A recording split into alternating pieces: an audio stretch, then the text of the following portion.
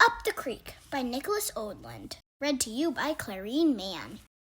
Once there was a bear, a moose, and a beaver who were the best of friends, though they often disagreed. One sunny day, the bear, the moose, and the beaver decided to go canoeing. The moose wanted to steer, but so did the bear and the beaver. They all sat in the stern. With so much wind in the back of the canoe, it tipped, and they ended up in the water. So they played eeny, meeny, miny, moe. Catch a tiger by the toe. If he hollers, let him go. Eeny, meeny, miny, moe. And it was decided that the moose would steer. They all settled back into the canoe and began to paddle. The bear insisted on paddling port side, but the beaver and the moose also preferred the left. With everyone paddling on the same side, they traveled in circles. Soon their arms grew tired, so they began to switch sides. That's when they finally started to travel in a straight line. But just as they began to make progress, they came to a stop at a beaver dam. They all had different ideas as to how to get across. The beaver wanted to push the canoe, but that didn't work. The moose thought they should pull the canoe. That didn't work either. Fortunately, the bear figured it out. The only way across was to portage. Back in the water, the bear, the moose, and the beaver settled into a rhythm and started to really enjoy paddling along the river. But it wasn't long before they began to argue. Stop splashing! Keep paddling! I'm hungry!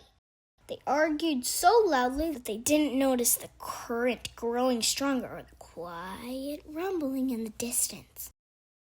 Until it was too late, the river had turned into a wild white water rapids. Ah! Thrown sideways, underwater, through the air, and everywhere, the bear, the moose, and the beaver held on for their lives.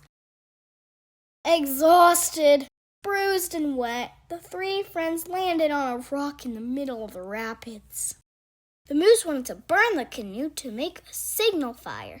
The bear wanted to throw the beaver to shore to get help. The beaver figured swimming to shore would be safer. They argued over whose plan was best well into the night. The next morning, it dawned on the bear, the moose, and the beaver that they would have to work together to make it home safely. We can do it! So they climbed back into their battered canoe, took a deep breath, and ran the rapids. They twisted, leaped, crashed, and blasted through the water.